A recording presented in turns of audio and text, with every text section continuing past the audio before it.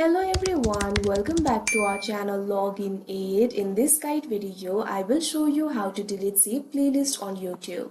So first of all, what you have to do is launch open any browser of your choice. Click on the search bar and type in youtube.com. After that, you'll be led to the official website of YouTube. Initially, you'll be led to this kind of interface. Make sure you're logged into your account. So if you've created any playlist, you'll be able to see it in the playlist section. In order to go to the playlist section, what you have to do is look at left. Over here you'll be able to find various options like home, shorts, subscriptions, etc. In the U section you'll be able to find the options like history, playlist, your videos, watch later, etc. Simply click on the option playlists.